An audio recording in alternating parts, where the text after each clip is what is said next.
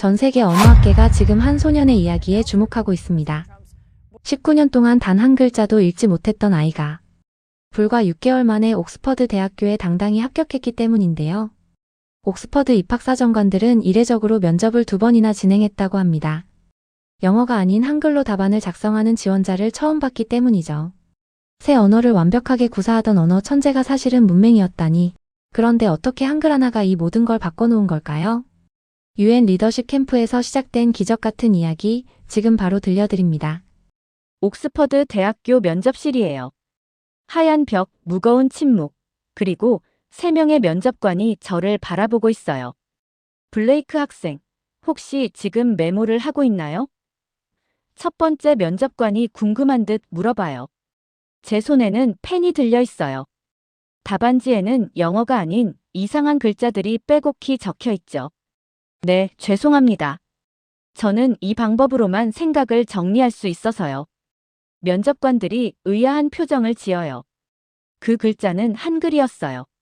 저에게는 유일하게 읽고 쓸 수 있는 문자였죠. 하지만 이 모든 기적이 어떻게 시작됐을까요? 6개월 전으로 돌아가 보겠습니다. 제네바 공항이에요. 저는 알렉스 블레이크, 19살입니다. 전광판에는 취리희행 항공편 탑승 개시라고 깜빡이고 있어요. 손목 시계를 봤어요. 캠프 시작까지 5시간 남았네요. UN 국제학교 리더십 캠프. 외교관 자녀들 사이에서도 꿈의 무대라 불리는 곳이에요. 전 세계에서 단 60명만 선발되는 곳이죠. 미국 국무장관의 아들, 프랑스 대사의 딸, 독일 총리 보좌관의 자녀들. 정말 최고의 엘리트들만 모이는 무대예요. 그곳에는 UN 결의안을 주제로 토론하는 아이들, 15살의 논문을 쓴 천재들이 가득할 거예요. 모든 아이가 완벽한 에세이를 쓰고 책을 수십 권씩 읽었을 거예요. 저만 빼고요. 공항 서점에 들렀어요. 외교의 기술이라는 영어책을 집어들었어요. 첫 페이지를 펼치는 순간 또 시작됐어요. 글자들이 춤을 추기 시작했어요. 단어들이 물결처럼 흔들려요. 19년 동안 늘 그랬어요. 7살에 진단받은 심각한 난독증 때문이었죠. 외교관 부부의 아들이 글을 읽지 못한다니요. 그래서 말에만 매달렸어요. 듣고, 암기하고, 토론에서 언어 천재라는 가면을 쓰게 됐죠. 6개국을 돌아다니며 살았어요. 프랑스 파리에서 3년, 스페인 마드리드에서 2년, 중국 베이징에서 2년. 각 나라 언어를 완벽하게 익혔어요. 하지만 단 한 권의 책도 읽지 못했어요. 옆에 선 프랑스 청년이 영어로 물어봐요. 그 책 어때요? 저도 이번 UN 캠프 가는데 에세이 경연 준비하셨나요? 가슴이 철렁 내려앉았어요. 에세이 경연이라고요? 그냥. 뉴스를 많이 들어서요. 손목 시계를 다시 봤어요. 4시간 30분 남았어요. 탑승 안내가 울렸어요. 게이트로 향했어요. 기내에 앉았어요. 시계를 봤어요. 이제 2시간 남았네요. 이 비행기에 탄 다른 승객들도 모두 저와 같은 목적지를 향하고 있어요. 각국 정부 고위직의 자녀들, 국제기구 간부들의 아이들. 가방 속 캠프 안내서를 봤어요. 세계 미래 리더 양성 프로그램이라고 적혀 있어요. 빽빽한 글자들이 가득하죠. 어머니가 출발 전에 말씀하셨어요. 알렉스, 이번 캠프는 내 인생을 바꿀 기회야. 최고의 아이들과 경쟁하게 될 거야. 아버지는 더 엄격했어요. 아들아, 이번 캠프에서는 진짜 실력이 드러날 거다. 말솜씨만으로는 안 돼. 그 말이 가슴에 박혔어요. 정말 그래요. 이번에는 전 세계 최고의 아이들과 직접 붙어야 해요. 승무원이 음료를 나눠줘요. 뭘 드릴까요? 오렌지 주스 주세요. 완벽한 프랑스어로 답했어요. 와, 프랑스어를 정말 잘하시네요. 또 다른 칭찬이에요. 하지만 이번 캠프에선 이 가면이 벗겨질 것 같아요. 아무리 말로 포장해도 글을 못 쓰는 진실은 감출 수 없거든요. 시계를 마지막으로 봤어요. 착륙 10분 전이에요. 비행기가 스위스 상공을 날고 있어요. 창밖으로 알프스가 보여요. 10분 후면 전 세계에서 가장 똑똑하다는 아이들과 만나게 될 거예요.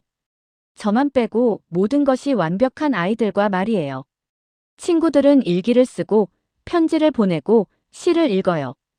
저에게는 불가능한 일들이죠. 마음속에는 수천 개의 감정이 소용돌이 치는데 그 어떤 것도 글로 표현할 수 없어요. 언제까지 이렇게 살아야 할까요?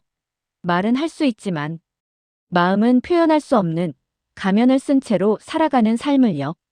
하지만 저는 몰랐어요. 이 캠프에서 제 인생을 완전히 바꿀 만남이 기다리고 있다는 걸요. 그곳에서 저는 제 운명을 바꿀 한글이라는 이름의 빛을 만나게 됩니다. 캠프 셋째 날, 첫 번째 과제가 발표됐어요. 극한 상황에서의 감정 표현 에세이를 작성해 주세요. 강사 미스터 윌슨이 말했어요. 전쟁, 유배, 고독 등의 상황을 설정해서 몰입형 글쓰기를 해보세요. 분량은 최소 500단어입니다. 제 심장이 멈춘 것 같았어요. 에세이라고요? 글쓰기라고요? 500단어요? 다른 참가자들은 벌써 메모를 시작했어요. 옆자리 소피아가 전쟁 중 가족과 헤어진 소녀라고 주제를 적더군요. 뒤편에 토마스는 유배지의 시인이라고 써놨어요. 시간은 3시간입니다. 충분히 생각하고 써보세요. 윌슨이 말했어요. 저는 펜을 들었어요. 손이 덜덜 떨렸습니다. 하얀 종이가 저를 비웃는 것 같았어요. 주변에서 펜이 종이 위를 달리는 소리가 들렸어요. 사각사각, 사각사각. 모든 사람이 글을 쓰고 있었는데 저만 멈춰 있었어요. 30분이 지났어요. 제 종이에는 M 하나만 외롭게 있었습니다.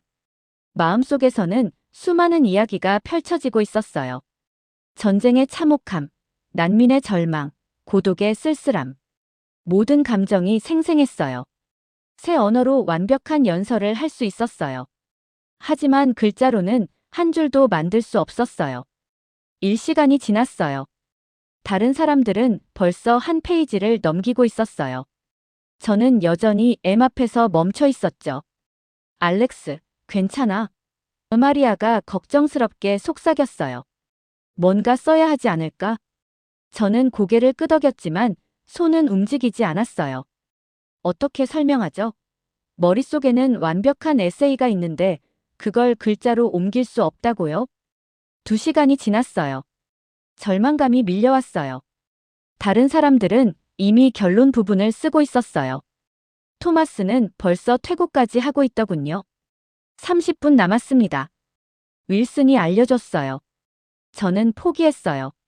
죄송합니다. 쓸 수 없습니다. 라고 적었어요. 그것도 철자가 맞는지 확신할 수 없었지만요. 시간 끝입니다. 펜을 내려놓으세요. 제 앞에는 여전히 거의 백지인 종이가 놓여 있었어요. 다른 사람들의 에세이는 빼곡히 적혀 있었죠. 몇 분이 발표해 주시겠어요? 윌슨이 물었어요. 토마스가 손을 들었어요. 전쟁 포화 속에서 가족을 잃은 소년의 절규라는 제목으로 시작했어요. 생생한 묘사와 감동적인 감정 표현에 모든 사람이 집중했어요. 소피아도 발표했어요. 고향을 그리워하는 난민 소녀의 편지였어요. 아름다운 비유와 절절한 그리움이 담긴 글이었죠. 알렉스는 어떤가요? 윌슨이 저를 바라봤어요. 모든 시선이 저에게 집중됐어요. 얼굴이 뜨거워졌어요. 죄송합니다. 아직 완성하지 못했습니다. 언어 천재라더니 뭐야? 누군가 작게 중얼거렸어요. 말만 잘하나 보네. 또 다른 목소리가 들렸어요. 점심시간이 됐어요. 저는 구석진 테이블에 혼자 앉았어요. 차가운 샌드위치를 물어뜯으며 생각했어요. 나는 가짜야. 언어 천재가 아니라 그냥 앵무새일 뿐이야. 알렉스. 같은 조팀원인 루카스가 다가왔어요. 우리 조별 과제 어떻게 할 거야? 각자 에세이를 바탕으로 감정 표현 기법을 분석하는 거잖아. 제 가슴이 답답해졌어요. 루카스, 미안한데. 나는 빠질게. 왜? 너 실력 좋잖아. 그냥. 다른 사람을 팀장으로 정해줘. 내가 팀 망칠 것 같아. 루카스가 의아해했어요. 무슨 소리야? 너만한 사람이 어디 있어? 저는 일어났어요. 미안해. 정말 미안해. 그날 저녁 기숙사에서 다른 참가자들이 과제에 몰두하는 소리가 들렸어요. 키보드 소리, 페이지 넘기는 소리, 토론하는 소리. 모든 게 저와는 상관없는 일이었어요. 창밖을 보며 생각했어요. 마음속에는 수백 편의 에세이가 있어요. 전쟁의 참혹함, 고독의 아픔, 희망의 소중함. 모든 게 생생해요. 하지만 그 누구와도 나눌 수 없어요. 제 안에만 갇혀 있을 뿐이에요. 나흘째 오전, 선택 수업 시간이 됐어요. 한국 문화체험 수업에 배정됐습니다. 조교가 저에게 알려줬어요. 별로 내키지 않았지만 다른 선택지도 없었죠. 미술실로 향했어요. 문을 여는 순간 독특한 분위기가 느껴졌어요.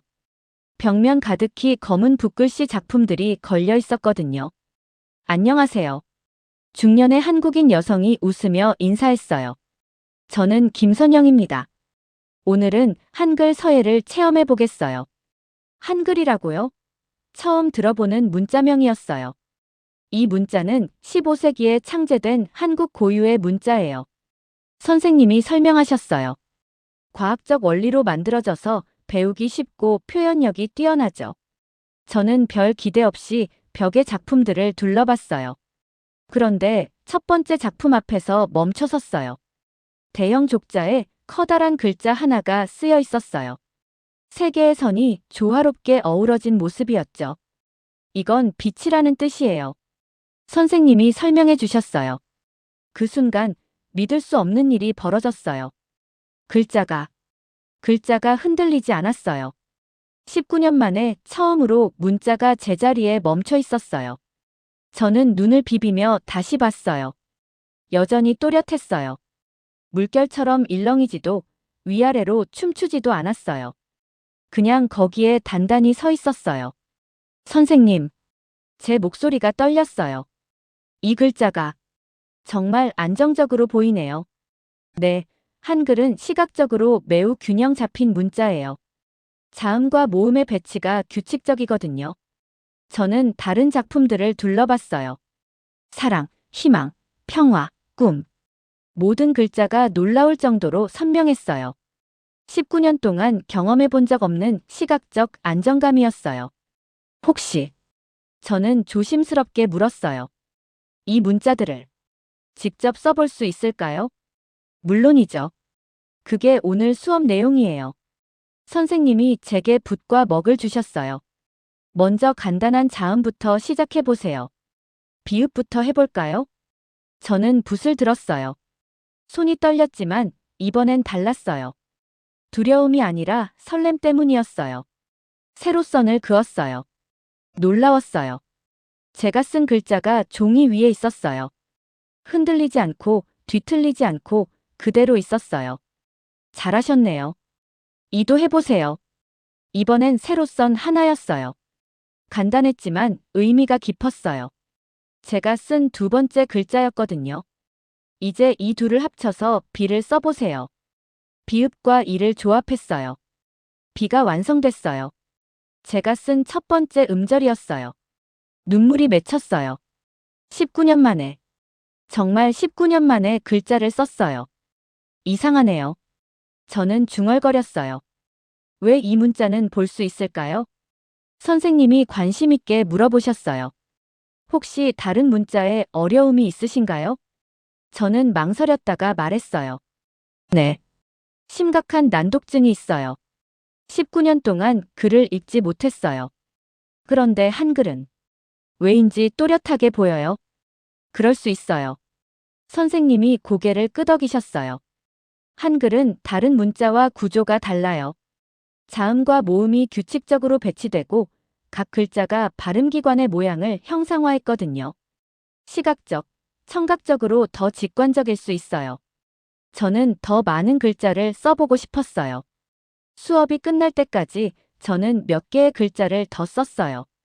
각각의 글자가 제게는 기적이었어요. 선생님, 수업 후 저는 다가갔어요. 혹시 이 한글을 더 배울 수 있을까요? 물론이죠. 개인 수업도 가능해요. 그날 밤, 저는 잠을 이룰 수 없었어요. 너무 흥미진진했거든요. 드디어 제가 배울 수 있는 문자를 찾은 거예요. 그날부터 매일 저녁 김선영 선생님과 개인 수업을 받기 시작했어요. 한글의 기본 원리를 설명해 드릴게요. 첫 수업에서 선생님이 말씀하셨어요. 자음 14개, 모음 10개로 구성돼 있어요. 이들을 조합해서 모든 한국어 소리를 표현할 수 있죠. 신기했어요. 각 글자의 모양이 실제 발음할 때의 입모양과 혀 위치를 닮았다는 거였어요. 비읍은 입술을, 시옷은 이빨을, 이응은 목구멍을 형상화했다고 하더군요. 이제 모음을 배워보세요. 모음도 흥미로웠어요. 기본 모음 3개에서 출발해서 다른 모음들이 만들어진다는 거였어요. 점과 선의 단순한 조합이었지만 모든 소리를 표현할 수 있었어요. 사흘째, 드디어 조합을 시작했어요. 가를 써보세요. 선생님이 말씀하셨어요. 기역과 아를 합쳐서 가를 썼어요. 성공했어요. 이제 소리 내어 읽어보세요. 가. 제 입에서 소리가 나왔어요. 제가 쓴 글자를 제가 읽은 거였어요. 19년 만에 처음으로요. 일주일 후, 저는 더 복잡한 글자에 도전했어요. 받침이 있는 글자들이었죠. 한을 써보세요. 음에는 배치가 어려웠지만 몇 번 연습하니까 익숙해졌어요. 글도 써보세요. 이것도 해냈어요. 그리고 드디어 그 순간이 왔어요. 첫 번째 문장에 도전하는 순간이요. 나는 한글을 배운다를 써보세요. 한 글자씩 천천히 썼어요. 나는 한글을 배운다. 각각의 글자가 모여서 하나의 문장이 됐어요. 이제 읽어보세요. 저는 심호흡을 하고 읽기 시작했어요. 한 음절씩 읽었어요. 그리고 이어서 읽었어요. 나는 한글을 배운다. 완전한 문장이었어요. 제가 쓴 문장을 제가 읽은 거였어요. 저는 의자에서 벌떡 일어났어요. 선생님, 읽었어요. 문장을 읽었어요. 눈물이 쏟아졌어요. 19년 동안 기다려온 순간이었어요. 축하해요, 알렉스. 선생님도 감격해 하셨어요. 정말 대단해요. 그날 밤, 저는 잠들 수 없었어요. 너무 흥미진진하고 기뻤거든요. 제가 글자를 읽었어요. 문장을 읽었어요. 그것도 완전히 새로운 문자로요. 다음 수업에서는 더 긴 문장에 도전했어요. 오늘 하늘이 맑고 바람이 시원하다를 써보세요. 한 글자씩 정성스럽게 썼어요. 그리고 읽었어요. 오늘 하늘이 맑고 바람이 시원하다. 문장이 점점 길어지고 있었어요. 그리고 저는 모든 걸 읽을 수 있었어요. 이제 감정을 표현해 보세요. 선생님이 제안하셨어요. 저는 생각해 봤어요. 지금 제 마음을 한글로 표현한다면 나는 오랫동안 어둠 속에서 길을 잃고 헤맸다. 하지만 이제 밝은 빛을 발견했다. 이 글자들이 나에게 새로운 세상을 열어주었다. 한 글자씩 써내려갔어요. 그리고 읽었어요. 제 감정이 글자가 되고 글자가 다시 의미가 되는 마법 같은 순간이었어요. 선생님, 저는 울먹이며 말했어요. 정말 감사합니다. 제게 새로운 언어를 선물해 주셨어요. 천만에요. 이건 시작일 뿐이에요. 앞으로 한글로 더 많은 것을 표현할 수 있을 거예요. 한글을 배운 지 3주가 됐어요. 이제 저는 간단한 문장들을 읽고 쓸 수 있게 됐어요. 하지만 무엇보다 소중한 건 감정을 표현할 수 있게 됐다는 거였죠. 어느 날 오후, 저는 특별한 단어들을 한글로 써봤어요. 엄마. 두 글자가 종이에 적히는 순간 가슴이 뭉클해졌어요. 이 단순한 두 글자 안에 제 어머니에 대한 모든 사랑과 그리움이 담겨 있는 것 같았어요. 아빠. 아버지를 생각하며 썼어요. 늘 바쁘신 외교관 일정 때문에 자주 못 본다고 미안해 하시던 분이죠. 가족. 우리 가족을 떠올렸어요. 서로 다른 나라에서 태어나고 자랐지만 사랑으로 뭉쳐진 우리들이요. 그때 갑자기 하고 싶은 게 생겼어요. 가족에게 편지를 쓰고 싶었어요. 제가 직접 쓴 제 손글씨로 된 편지를 말이에요. 편지지를 꺼냈어요. 그리고 한글로 첫 편지를 쓰기 시작했습니다. 사랑하는 엄마 아빠에게. 첫 줄을 쓰고 잠깐 멈췄어요. 19년 동안 하지 못했던 말들이 너무 많았거든요. 저는 지금까지 글을 쓸 수 없었어요. 하지만 이제 쓸 수 있게 됐어요. 이 아름다운 글자들로요. 손이 떨렸지만 계속 써내려갔어요. 엄마, 아빠, 항상 걱정시켜드려서 죄송해요. 저는 바보가 아니에요. 그냥 세상을 다른 방식으로 보는 아이일 뿐이에요. 눈물이 떨어져서 종이가 젖었어요. 하지만 멈출 수 없었어요. 저는 부모님을 정말 사랑해요. 그 사랑을 이제야 글로 전할 수 있게 됐어요. 한글이라는 선물 덕분에요. 편지 끝에는 이렇게 썼어요. 한글을 가르쳐 주신 김선영 선생님께 감사드려요.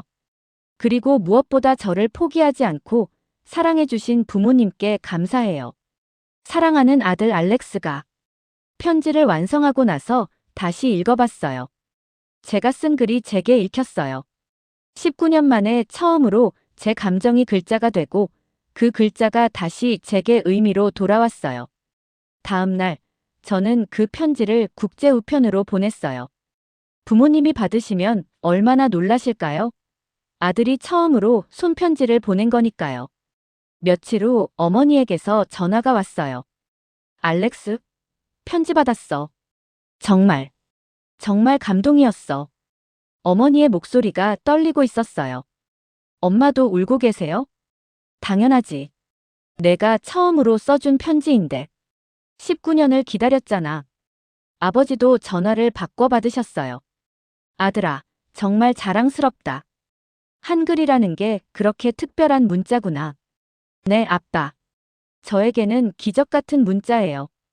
그날부터 저는 매일 한글 일기를 쓰기 시작했어요. 처음에는 짧은 문장들이었지만 점점 길어졌어요. 오늘은 비가 왔다. 창밖을 보며 고향이 그리웠다. 친구들과 대화를 나눴다. 한글로 메모를 하니까 이해가 더 잘 됐다. 꿈을 꿨다. 한글로 된 책을 읽는 꿈이었다. 언젠가는 정말 그런 날이 올 것 같다. 캠프 친구들도 변화를 눈치채기 시작했어요. 알렉스, 요즘 뭔가 달라 보여.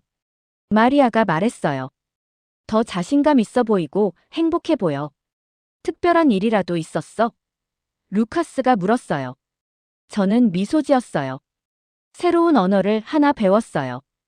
또, 내 언어만으로도 충분히 놀라운데. 이건 좀 달라요. 제게는 특별한 의미가 있거든요. 그들에게 한글에 대해 이야기해줬어요. 난독증 때문에 글을 읽지 못했다는 것도 한글을 통해 처음으로 읽고 쓸 수 있게 됐다는 것도요. 정말 그런 일이 가능해? 토마스가 놀라며 물었어요. 각 문자마다 특성이 달라요. 한글은 시각적으로 매우 안정적인 구조를 가지고 있거든요. 친구들이 한글에 관심을 보이기 시작했어요. 제가 써준 이름들을 보며 신기해했죠. 와, 내 이름이 이렇게 예쁘게 써지는구나. 이 문자는 정말 예술작품 같아. 소피아가 말했어요. 알렉스, 내가 한글 이름을 써준 걸 부모님께 보여드렸어. 정말 신기해 하시더라. 마리아도 덧붙였어요. 우리 엄마가 한글에 대해 더 알고 싶다고 하시던데. 정말 과학적인 문자라면서. 그날 밤, 저는 일기에 썼어요. 오늘 친구들에게 한글을 소개했다. 그들이 관심을 보여서 기뻤다. 한글은 나에게만 특별한 게 아니라 모든 사람에게 아름다운 문자인 것 같다. 나는 이 글자들을 통해 새로운 나를 발견하고 있다. 저는 처음으로 제 감정을 온전히 글로 표현할 수 있었어요. 기쁨도 슬픔도 희망도 모든 것을 한글로 담을 수 있었죠. 감사하다. 한글을 만나서 정말 감사하다. 이제 나도 다른 사람들처럼 내 마음을 글로 전할 수 있다. 19년 동안 닫혀있던 제 마음의 문이 드디어 열렸어요. 한글이라는 열쇠로요. 한글을 배운 지 한 달이 됐어요. 이제 저는 웬만한 문장은 읽고 쓸 수 있게 됐습니다. 하지만 가장 큰 변화는 제 마음가짐이었어요. 어느 날 저녁 아버지에게서 화상 통화가 왔어요. 알렉스, 한글 공부 어떻게 되고 있니? 정말 잘 되고 있어요, 아빠. 이제 일기도 쓰고 편지도 써요. 아버지의 표정이 복잡해 보였어요. 그건 좋은데. 아들아, 한글에만 너무 의존하지는 마라. 제 가슴이 철렁 내려앉았어요. 무슨 뜻이에요? 영어와 프랑스어, 스페인어도 중요하잖니. 한글만 할 줄 알아서는 국제 무대에서 활동하기 어려울 거야. 하지만 아빠, 저에게는 한글이. 알겠다. 하지만 균형을 맞춰야 해. 다른 언어의 읽기 쓰기도 포기하면 안 돼. 통화가 끝나고 저는 깊은 상처를 받았어요. 아버지는 제가 얼마나 간절히 이 순간을 기다렸는지 이해하지 못하시는 것 같았어요. 그날 밤 저는 속상한 마음을 일기에 썼어요. 아버지는 내 마음을 이해하지 못하신다. 한글은 나에게 단순한 언어가 아니다. 내 인생을 바꾼 기적이다. 처음으로 나 자신을 표현할 수 있게 해준 언어다. 다음 날 김선영 선생님께 고민을 털어놨어요. 선생님, 제가 한글에만 매달리는 게 잘못된 건가요?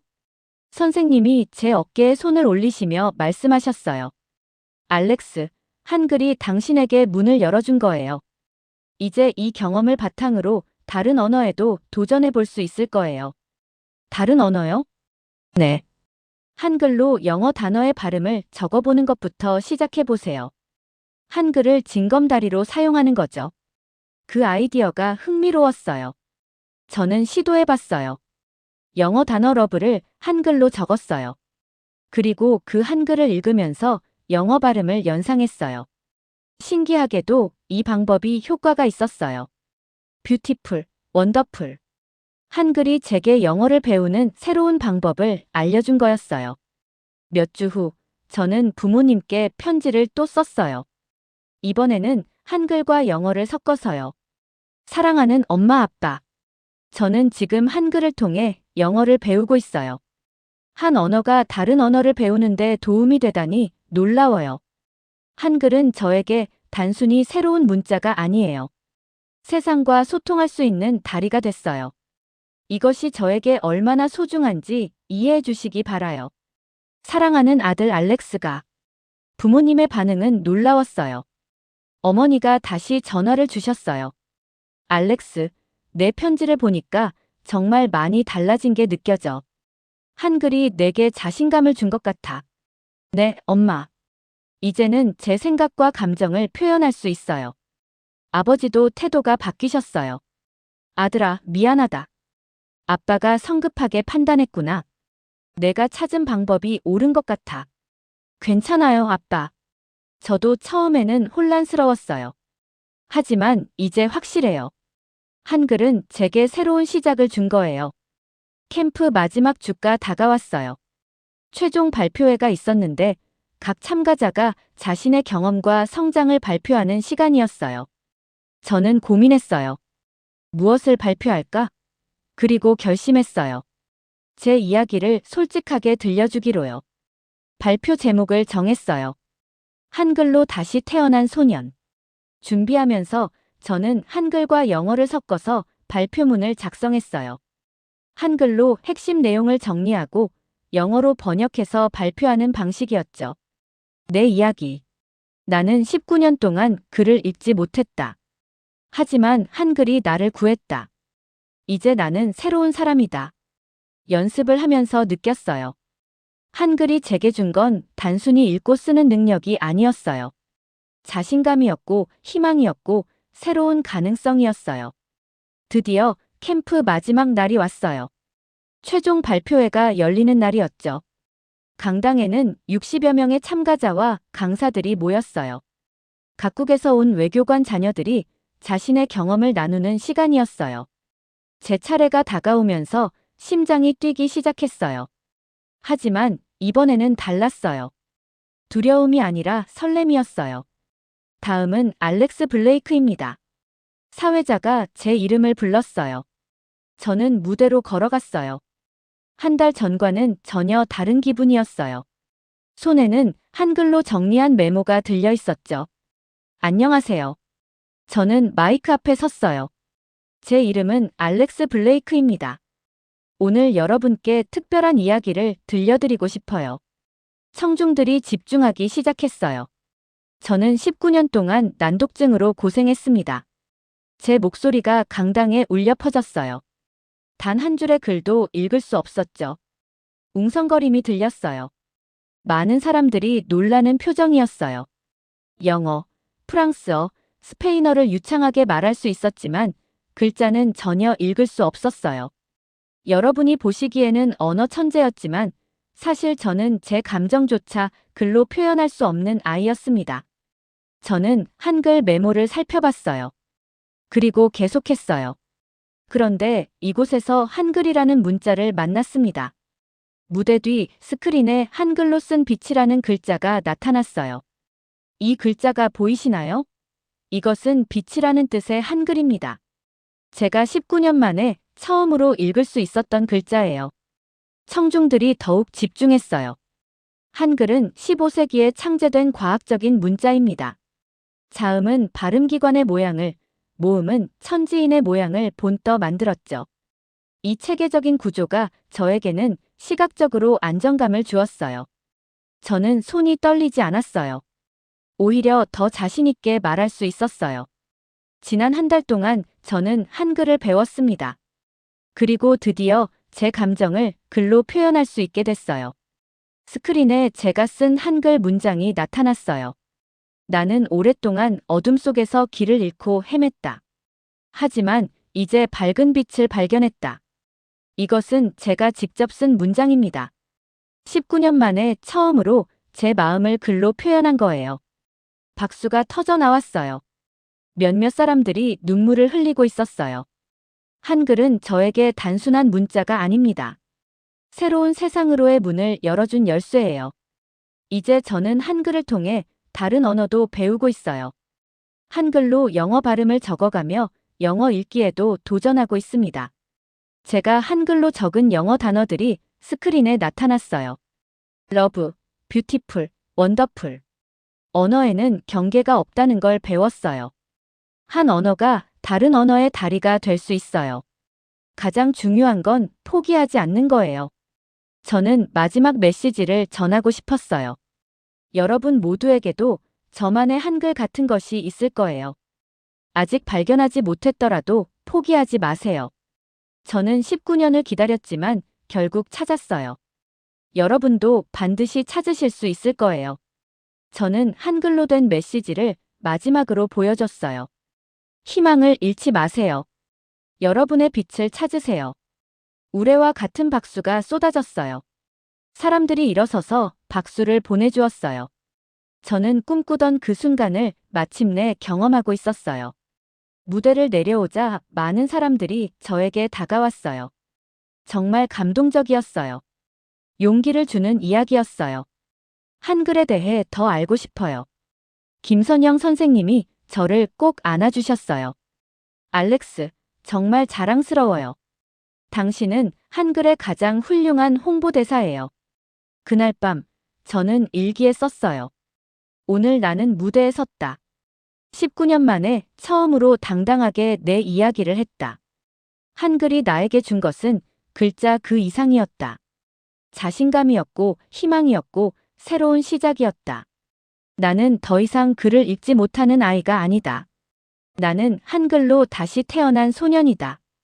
발표 다음 날 예상치 못한 일이 벌어졌어요. 몇몇 참가자들이 수근거리는 소리가 들렸어요. 솔직히 좀 과장된 것 같지 않아? 난독증을 핑계로 관심 끌려는 거 아냐? 감정팔이 좀 심한 것 같은데. 처음에는 충격을 받았어요. 어제 그렇게 뜨거운 박수를 받았는데 이런 반응도 있다니요. 점심시간에 혼자 앉아 있는데 토마스가 다가왔어요. 알렉스, 신경 쓰지 마. 일부 애들이 질투하는 거야. 질투요? 너 때문에 자기들이 초라해 보인다고 생각하는 거지. 진짜 어려움을 극복한 이야기를 들으니까 말이야. 마리아도 지지해줬어요. 난 정말 감동받았어. 특히 한글로 감정을 표현하는 부분에서. 그날 저녁 캠프 전체 학생들이 모이는 공개 토론 시간이 있었어요. 자유롭게 의견을 나누는 시간이었죠. 한 학생이 손을 들었어요. 어제 발표에 대해 이야기하고 싶어요. 일부 학생들이 의문을 제기하는 것 같은데 분위기가 미묘해졌어요. 저는 심장이 뛰기 시작했어요. 저도 한마디 하고 싶습니다. 제가 손을 들었어요. 모든 시선이 저에게 집중됐어요. 어제 제 발표에 대해 일부 분들이 의문을 가지신다는 걸 알고 있어요. 저는 침착하게 말했어요. 감정팔이라고 생각하실 수도 있고 과장됐다고 느끼실 수도 있어요. 조용해졌어요. 하지만 저는 19년 동안 단 한 줄도 읽지 못했어요. 그것은 거짓말이 아닙니다. 제 목소리가 떨렸지만 계속했어요. 제가 한글을 통해 처음으로 글을 읽게 된 것도 사실이에요. 저는 가방에서 한글 공책을 꺼냈어요. 이것은 제가 쓴 한글 일기예요. 한 달 동안 매일 써온 거죠. 원하시면 확인해 보세요. 몇몇 학생들이 호기심 어린 표정으로 공책을 살펴봤어요. 정말 한글로 쓰여 있네. 필체가 처음 배우는 사람 같아. 정말 최근에 쓴 것 같은데. 저는 계속 말했어요. 저는 여러분의 동정을 받으려고 이야기한 게 아니에요. 그냥 제가 경험한 기적을 나누고 싶었을 뿐이에요. 그때 소피아가 손을 들었어요. 알렉스, 난 내 이야기에 정말 감동받았어. 우리 모두가 각자의 어려움이 있잖아. 너는 그걸 극복했고 그 과정을 우리와 나눠줬어. 박수가 터져 나왔어요. 루카스도 말했어요. 나도 처음에는 반신반의했어. 하지만 내가 한글 메모하는 걸 직접 봤거든. 정말 신기했어. 분위기가 바뀌기 시작했어요. 한 학생이 질문했어요. 한글이 정말 그렇게 특별한 문자야? 김선영 선생님이 나서서 설명해 주셨어요. 한글은 시각적으로 매우 체계적인 문자예요. 자음과 모음의 조합이 규칙적이라서 일부 난독증 환자들에게 도움이 될 수 있어요. 우와, 그런 연구 결과가 있어? 네, 최근 연구에서 한글의 구조적 특성이 언어 학습에 도움이 된다는 결과가 나오고 있어요. 그날 토론은 진정한 소통이란 무엇인가라는 주제로 발전했어요. 제 이야기가 시발점이 됐지만 결국 모든 사람이 자신의 경험을 나누는 시간이 됐어요. 나도 수학 공포증이 있어서 숫자만 보면 머리가 아파. 난 무대 공포증 때문에 발표할 때마다 식은땀이 나. 우린 모두 각자의 어려움이 있구나. 마지막에 한 학생이 말했어요. 알렉스 덕분에 우리가 서로를 더 이해하게 된 것 같아. 고마워. 그날 밤, 저는 더욱 깊은 감사함을 느꼈어요. 처음에는 비판 때문에 상처받았지만 결국 더 깊은 이해와 공감으로 이어졌거든요. 일주일 후 캠프가 끝나고 집으로 돌아가는 날이었어요. 많은 친구들이 저에게 인사를 했어요. 알렉스, 연락하자. 한글도 더 배우고 싶어. 내 이야기 정말 잊지 못할 거야. 다음에 만나면 내가 쓴 한글 편지 보여줘. 김선영 선생님이 마지막 선물을 주셨어요. 한글로 쓴 서예 작품이었어요. 희망. 알렉스, 당신은 이제 한글의 전도사예요. 세상에 한글의 아름다움을 알려주세요. 공항에서 부모님이 마중 나와 계셨어요. 한 달 만에 만난 가족이었죠. 아들아. 어머니가 저를 꼭 안아주셨어요. 정말 많이 달라 보여. 어떻게 달라 보이세요? 자신감이 생겼어. 눈빛이 달라졌어. 아버지도 말씀하셨어요.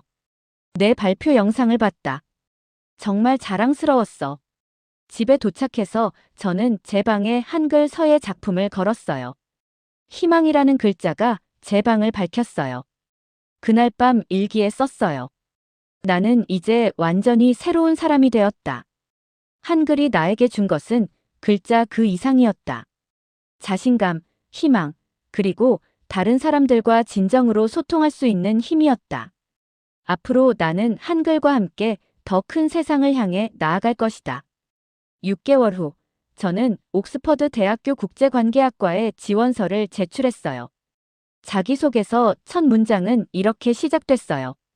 저는 19년 동안 글을 읽지 못한 채 살았습니다. 하지만 한글이라는 문자를 통해 새로운 세상을 발견했고, 이제 진정한 국제적 소통의 의미를 이해하게 됐습니다. 면접 당일, 저는 한글로 메모를 준비해 갔어요. 면접관들이 궁금해했죠. 이 문자는 무엇인가요? 한글입니다. 저에게는 세상과 소통할 수 있게 해준 다리 같은 문자예요. 그들은 제 이야기에 깊은 관심을 보였어요. 난독증을 극복한 과정, 한글을 통해 얻은 통찰, 그리고 앞으로의 꿈까지요. 당신의 경험이 외교관으로서 어떤 도움이 될 것 같나요? 진정한 소통은 완벽한 언어 구사가 아니라 서로를 이해하려는 마음에서 시작된다는 걸 배웠습니다. 언어의 장벽으로 고통받는 사람들을 돕고 싶어요. 결과는 합격이었어요.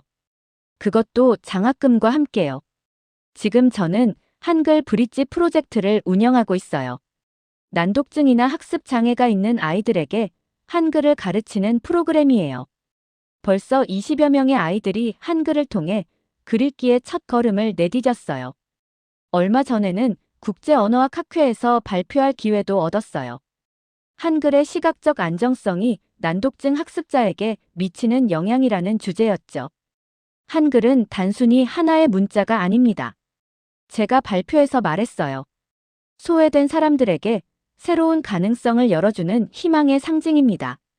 청중들이 열렬히 박수를 보내줬어요. 그 중에는 여러 나라의 언어학자들과 교육 전문가들이 있었죠. 발표 후 한 교수가 말했어요. 당신의 연구가 전 세계 난독증 아이들에게 도움이 될 것 같습니다. 부모님도 이제 완전히 이해해 주세요. 어머니가 말씀하셨어요. 알렉스, 내가 한글을 통해 찾은 건 글자가 아니라 너 자신이었구나. 맞아요, 엄마. 한글이 저에게 준 가장 큰 선물은 자신감이었어요. 아버지도 자랑스러워 하세요. 아들이 진정한 외교관이 되어가는 것 같다. 언어가 아니라 마음으로 소통하는 법을 배웠으니까. 오늘도 저는 한글 일기를 써요. 이제는 훨씬 유창해졌지만 그 감동은 여전해요. 한글아, 고마워. 너는 나에게 단순한 문자가 아니야. 새로운 인생을 선물해준 기적이야. 나는 앞으로도 너와 함께 더 많은 사람들에게 희망을 전할 거야. 창밖으로 석양이 지고 있어요. 노을이 아름다워요. 저는 그 아름다움을 이제 글로도 표현할 수 있어요. 한글로요. 오늘도 아름다운 하루였다. 내일은 더 많은 아이들이 글자의 기쁨을 느낄 수 있도록 도와주리라. 제 옆에는 김선영 선생님이 주신 서예 작품이 걸려 있어요. 희망이라는 글자가 여전히 빛나고 있어요. 그 글자를 보며 생각해요. 희망은 포기하지 않는 사람에게만 찾아온다고요. 저는 19년을 기다렸지만 결국 찾았어요. 여러분도 반드시 찾으실 수 있을 거예요. 각자의 한글을 말이에요. 세상에는 아직도 저처럼 글자 앞에서 좌절하는 아이들이 많을 거예요. 그 아이들에게 말해주고 싶어요. 포기하지 말라고요. 분명히 여러분만의 빛을 찾을 수 있을 거라고요. 한글은 저에게 과거를 잊게 한 문자가 아니에요. 한글은 제 목소리이고 제 정체성이에요.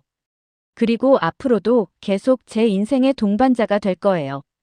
저는 알렉스 블레이크예요.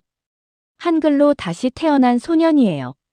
그리고 지금도 한글과 함께 새로운 꿈을 향해 달려가고 있어요.